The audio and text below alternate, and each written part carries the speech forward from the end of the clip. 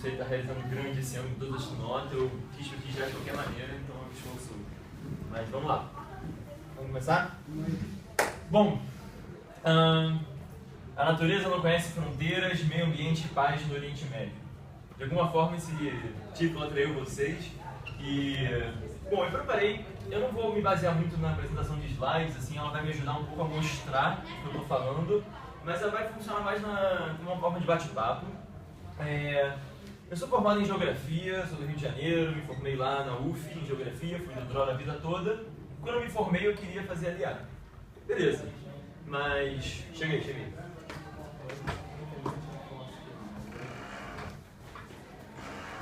Quando eu me formei em Geografia, eu falei, bom, quero ir para Israel, quero fazer LA, mas assim, não queria fazer LA, tipo, ficar aí de paraquedas, me facilitar e depois procurar o que fazer, eu quero ter uma coisa para fazer, já sair do Brasil sabendo o que eu vou fazer lá. Então eu comecei a pesquisar e tal, até que eu fui em Madrid do Taglito. Conversando com o meu guia, falei, pô, cara, então, queria vir para Israel, formado, fazer alguma coisa ligada, sou formado em Geografia, quero fazer uma coisa ligada ao meio ambiente em Israel, trabalhar com isso. O que você acha que eu faço? Ele falou assim, vai para o Mahon Aravá. No Mahon Aravá, as pessoas que moram lá não são pessoas, são anjos. E eles estão salvando o mundo. Ele falou isso, pô, meus olhos brilharam assim, que nossa, deve ser... Bom, vamos ver. Eu fui, visitei o espaço, um ano depois eu estava sentado como aluno do Mahon Aravá. Você é o voluntário, por favor, pode passar aqui a setinha para o lado direito. Beleza, obrigado. O Mahon Aravá, esse é o símbolo do Instituto, uma acácia, hebraico, inglês e árabe. Fica no Kibbutz Ktorá, no sul de Israel, pertinho de Eilat. Essa é uma visão do Kibbutz, no Vale da Aravá, no meio do deserto. Foi criado em 1966 por Haverim do Kibbutz. E qual é o grande objetivo do Instituto? Eles dizem, nós queremos criar lideranças ambientais. E o que é isso? Eles pegam... A gente acredita, o Instituto tem a seguinte visão, tá, do mundo, assim, do Oriente Médio. Beleza, existe um conflito, esse conflito não está muito perto de ser solucionado, mas os povos que vivem aqui no Oriente Médio compartilham solo, água, ar, eles vivem, é um lugar muito pequeno, apesar de tudo. Então não dá para esperar o fim do conflito para começar a cuidar das questões ambientais da região. Então o Instituto ele dá um passo à frente e junta, dentro do Kibbutz, o Instituto aluga um espaço dentro do Kibbutz, e então lá dentro do Instituto moram israelenses, palestinos, jordanianos. Em certa época o Instituto já recebeu egípcios, já recebeu palestinos de Gaza, agora não dá mais, mas enfim, palestinos, jordanianos, israelenses e também pessoas aleatórias do mundo todo, cara da Finlândia, dos Estados Unidos, Canadá e tal, moram no Instituto e tentam solucionar as questões ambientais do Oriente Médio. Não só os alunos, como também professores. Eu tive professores jordanianos, professores palestinos e israelenses. Inclusive, o diretor de desenvolvimento científico, assim, de pesquisa e desenvolvimento do Instituto, era um palestino. Ele se demitiu do Instituto há pouco tempo porque ele foi ocupar um cargo de cientista-chefe do Ministério de Ciência de Israel. Mas até então ele estava como cientista-chefe do Instituto. A gente faz matérias, disciplinas mesmo no Instituto. Quem ainda está na faculdade vai lá e recebe créditos da Universidade Ben Gurion, como matérias da faculdade, que podem valer na sua faculdade de origem, e quem estava formado como eu recebe créditos de matéria de mestrado da faculdade Ben Gurion. Então, por favor, pode passar. Só algumas curiosidades assim, de coisas ambientais que já acontecem no Kibbutz e no Instituto. Esse aqui é um campo de captação de energia solar, que fica fora do Kibbutz. É o maior campo de captação de energia solar do Oriente Médio. E esse palestino, que era o diretor, o cientista-chefe de desenvolvimento do Instituto, ele tem muita pesquisa em energia solar, várias maneiras de concentrar o sol, os raios no negócio e tal. É muito interessante, várias maneiras de resfriar os aparelhos e tal. Acabaram de instalar uns robozinhos que limpam os painéis aqui. É o primeiro campo grande que é um teste, e acho que mais 9 vão ser construídos em todo o Vale da Aravá. E o objetivo é suprir a cidade de Eilat com essa energia produzida aqui. Pode passar, por favor? Essa aqui é uma tamareira que está crescendo lá no kibbutz. Ela foi... Quando começaram as escavações de Masada, nos anos 60, encontraram nas ruínas várias sementes de tâmara secas, da época da galera de Masada, da história de Masada de 2000 anos atrás. E uma cientista do instituto, que trabalha muito com agricultura orgânica e tal, ela conseguiu fazer germinar a semente que ficou seca. O deserto, ele preserva um pouco as coisas, porque é muito seco e tal, e a água, ela ajuda no processo de putrefação. Essa semente ficou preservada pela secura do deserto e ela conseguiu fazer germinar essa semente. Então está nascendo uma tamareira de 2000 anos de idade, assim, né, de uma semente de 2000 anos atrás, no instituto, no kibbutz. Ela tem a plaquinha, tem todo... Era toda protegida e tal. Era um recorde mundial, até que um cara da Sibéria achou uma semente congelada mais antiga e fez germinar. Mas era um recorde mundial e é um símbolo muito forte assim, do instituto. Pode passar, por favor? Bom, então assim, mais ou menos o que eu fiz lá. As matérias que eu peguei eram Ciências da Terra, que é tipo Geologia, Geomorfologia. Essa matéria tinha cheio de trabalho de campo, tem umas fotos, assim, é muito interessante. Ciências Ambientais, que é tipo Química, Física e tal. Manejo de recursos hídricos, essa era a única matéria que era obrigatória para todo mundo, e eu vou mostrar depois tipo, o porquê. E colapso, que é uma matéria tipo, de sociologia ambiental, assim, muito interessante. Eu fiz um projeto de pesquisa, o custo de proteger a natureza, que era sei lá, coisa de unidade de conservação em Israel e tal, e a gente tinha esse aqui, um seminário, tipo, além de toda a parte ambiental, a gente não podia ignorar que estavam morando juntos, israelenses, palestinos e jordanianos. Isso é uma coisa muito difícil, muito complicada, essa convivência. Então existia um momento na semana, uma manhã inteira, tipo 4 ou 5 horas, em que a gente tinha um momento para discutir política. E era assim, era para ir o mais fundo possível na questão. Não podia deixar, assim, sabe, não podia deixar nada de fora, assim. Aquele era o lugar onde cada assunto, por mais delicado que fosse, tinha que ser tratado. Então toda semana, a gente moleques assim, mais merdeiros, a gente tinha um ranking das pessoas que choravam, assim, quantas nessa semana choraram. E essa era a nossa medição para ver o quão pesado foi essa sessão. Era realmente muito forte, mas também assim, era uma coisa de outro mundo. Tipo, esse era um momento muito especial em que a gente sentava para discutir as coisas. Também tinha um momento mais informal que a gente discutia atualidades, notícias e tal. Então que nesse, por exemplo, a gente e traziam também tipo, convidados e tal. A gente teve um workshop com um cara que ele criou uma solução completamente maluca para o conflito, que não é nem criar 2 estados, nem criar um estado só binacional, era criar um estado federativo com várias federações naquele território, uma federação judaica, uma federação palestina, uma federação drusa, uma federação beduína, e aí tem um parlamento todo misto, e um parlamento e tipo, subparlamentos para cuidar de cada lugar. A gente teve... a gente fazia tipo, coisas culturais também, cada um tinha que mostrar um pouco da sua religião, um pouco da sua cultura, e enfim, era muito forte, muito interessante. Daqui a pouco eu conto as anedotas assim, do que foram acontecendo lá, vamos só passar um pouco. Aqui umas fotinhas de trabalho de campo que a gente fazia, tipo, o cara dava uns mapas, a gente tinha que procurar as coisas, as rochas, os caminhos e tal, era super interessante. Esse professor, um israelense de um kibbutz anarquista, que fica na Arabá também, kibbutz Samar, o lugar mais maluco que eu já vi em Israel, um kibbutz totalmente anarquista. Pode passar, por favor. Esse aqui foi um trabalho de campo que eu fiz, a gente tinha um projeto de pesquisa de deserto, de insetos vivendo em acácias. A gente tinha que, enfim, buscar insetos em acácias, esse era o nosso método, a gente sacudia árvore, o inseto caía, tinha que sugar o inseto por um líquido e tal, aí a gente dormiu totalmente ao relento, assim, no deserto, foi super, experiência super forte também. Pode passar, por favor. E, bom, também tinha a parte acadêmica, que era muito séria, tive que apresentar um projeto de pesquisa, assim, tudo formal e tal. As provas a gente fazia na Universidade de Ben Gurion, no campus de Eilat, e eram provas também muito extensas, muito sérias. A parte acadêmica é muito séria, tipo, realmente vale bastante. Passar, por favor. A gente fez uma viagem de um seminário de quase uma semana da matéria de recursos hídricos.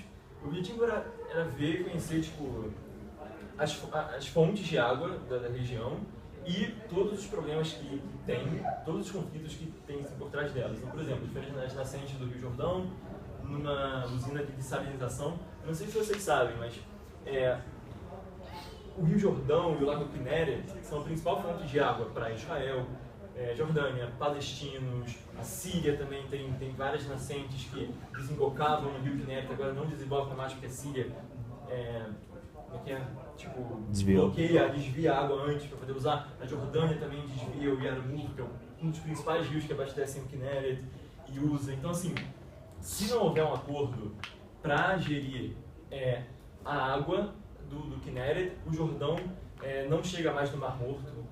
Por muitos meses do ano, o Jordão não chega no Mar Morto, é por isso que o Mar Morto está secando 1,3 metro por ano, e assim, isso só está aumentando. O Rio Jordão, não sei se vocês sabem, tipo, tem a parte, tem tipo o Lago Kinneret, o Rio Jordão no Golani, que vem antes do Lago Kinneret, e o Rio Jordão que sai do sul do Kinneret. O Rio Jordão que saía do sul do Kinneret não sai mais numa represa desde os anos 60, e ele só tem água no vale do Rio Jordão ao sul, porque tem esgoto de Israel, dos palestinos e da Jordânia que escoa para lá. Então o Rio Jordão ele só existe porque tem esgoto, muitas vezes não tratado, na maioria das vezes não tratado, que escorre por lá. Israel libera uma quantidade muito pequena de água por essa represa para manter aberto um sítio de visitação cristão que fica ao sul do Kinneret, que é o lugar onde Jesus foi batizado e tal. E isso aí gera muita renda de turismo para Israel. Então, para não fechar esse lugar, Israel libera um pouquinho dessa água do Kinneret para o Rio Jordão fluir e não está totalmente seco. Mas assim, essa água é muito pequena, realmente o que garante um pouquinho de água no Jordão é o esgoto, ainda que não chegue no Mar Morto, que é Foz, a maior parte do ano. Mas a dessalinização de água do mar em Israel é uma coisa que está mudando totalmente esse balanço hídrico na região, porque mais água está sendo produzida, ou seja, mais água está entrando nessa equação. Então, muita gente aposta, assim, eu não acho que a tecnologia é uma solução para tudo, eu acho que as pessoas realmente tinham que entrar em um acordo e tal, só que assim, tem situações em que realmente está faltando muito recurso e a dessalinização, muita gente acha que vai trazer a paz, porque simplesmente vai ter muito mais água, Israel vai precisar cada vez menos do Lago Kinneret, do Rio Jordão e do Golã para garantir a sua água. Hoje em dia, praticamente toda a água potável que a gente bebe em Israel vem da água do mar, da dessalinização. No final do ano passado foi inaugurada a maior do mundo, no final desse ano vai ser inaugurada uma maior ainda, a indústria de dessalinização, é um negócio totalmente incrível. E, bom... Elas são todas no litoral? Sim. Não em Eilat? Não, em Eilat tem alguma coisa, mas não é desse porte. Tem muita dessalinização também de água subterrânea, que é uma água meio salobra, também tem. Mas as grandes, assim, que realmente fazem diferença são na praia, na costa mediterrânea de Israel. Então, assim, a gente visitava, por exemplo, nessa viagem a gente foi para Sarnin, que é uma cidade árabe dentro de Israel, onde teve o problema do Dia da Terra. Não sei se vocês conhecem o Dia da Terra. Israel confiscou terras palestinas para aumentar a cidade de Carmiel. Os palestinos começaram a se revoltar, o exército veio conter a manifestação, matou vários palestinos, e até hoje eles comemoram o estado do Dia da Terra. A gente foi lá, conversou com o prefeito de Sarnin, ele veio falar com a gente. Eles têm um time de futebol muito famoso, nem Sarnin, que já representou Israel na Euroliga, porque foi campeão israelense e foi representar Israel na Europa.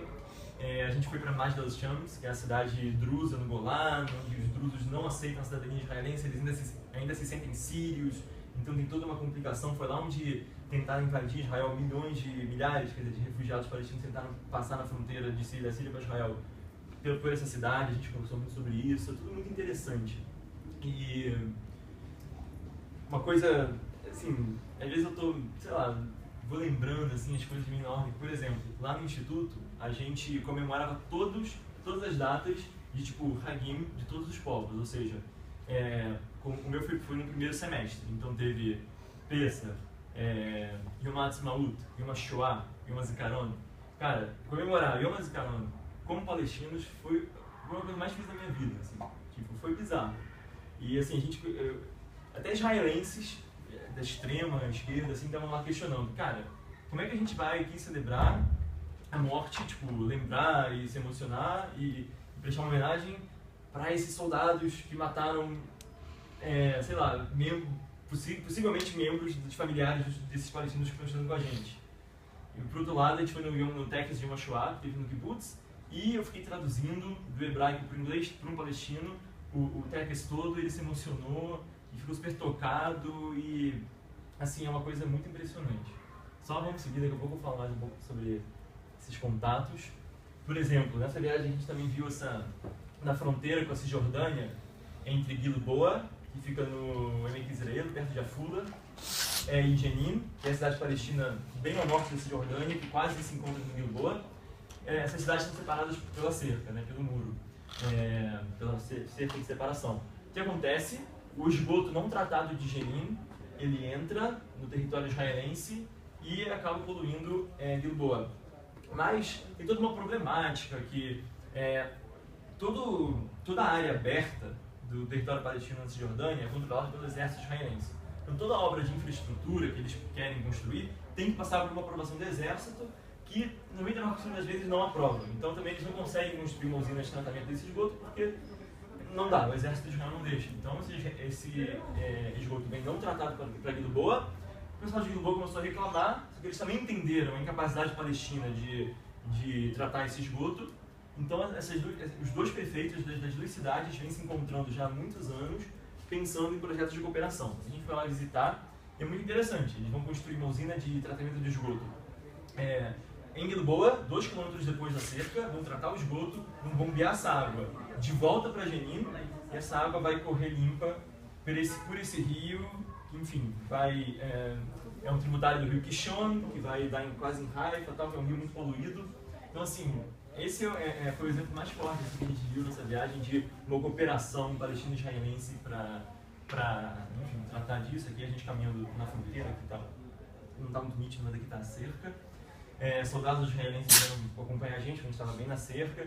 Os palestinos piraram, exércitos protegendo eles.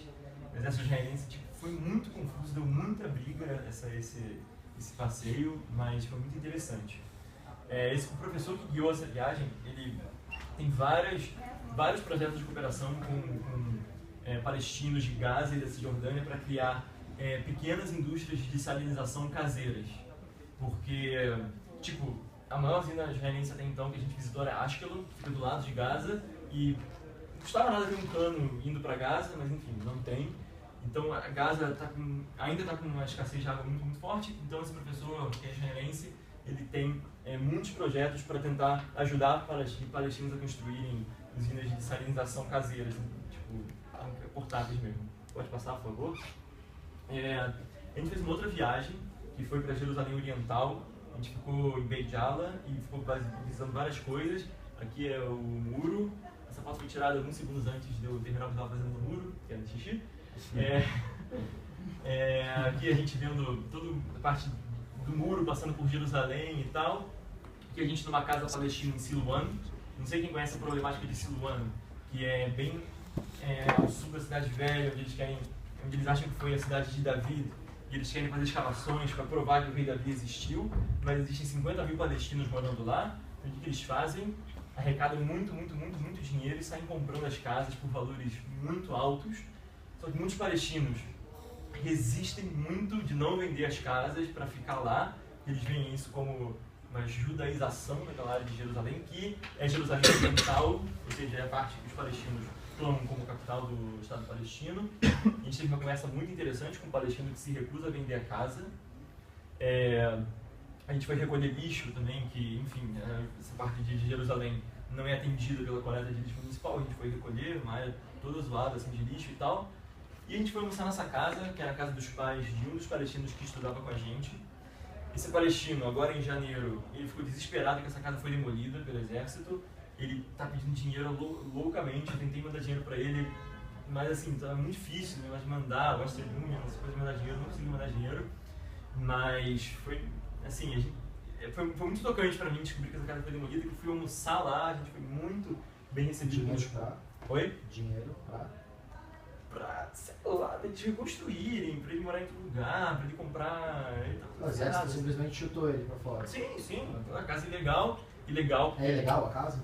Ilegal porque ninguém deixa ser legal. 10 minutos, beleza. Passa aí, por favor. A gente foi passar um fim de semana na Cisjordânia. Eu fiquei muito amigo de um palestino que era de Nablus.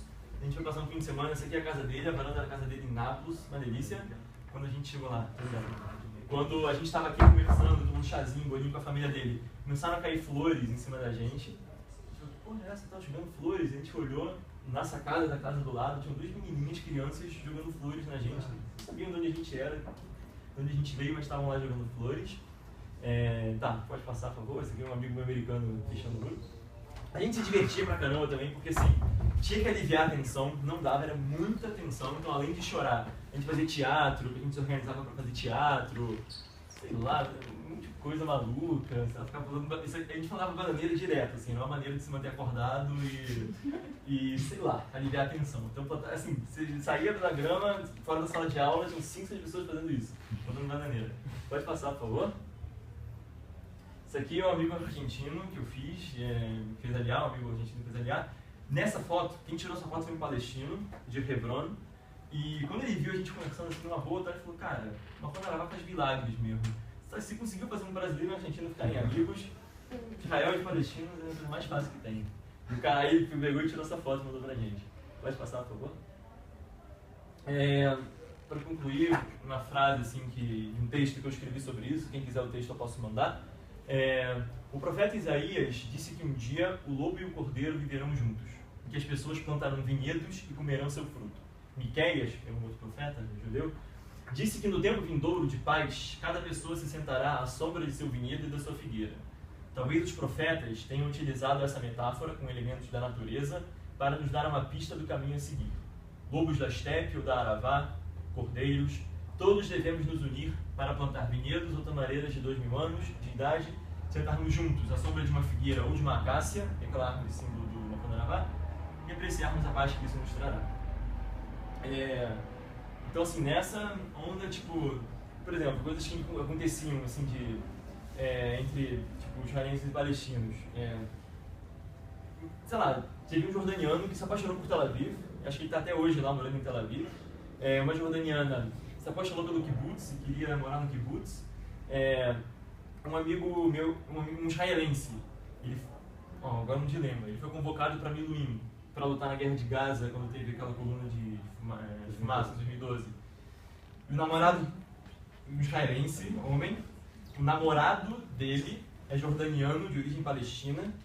Então, assim, e o cara tava lá lutando em Gaza, quer dizer, não acabou não entrando, mas estava na fronteira de Gaza, pronto para entrar, e o namorado dele de origem palestina, jordaniano. Muita confusão, mas os palestinos, né, que tipo, religião muçulmana não pode beber. Lá no pub do kibbutz eles se soltavam e adoravam estar com a gente, com uma cervejinha e tal, sem ninguém ver, só não podia publicar foto no Face. E era isso, assim, sei lá, alguém tem alguma pergunta no tempo que sobra?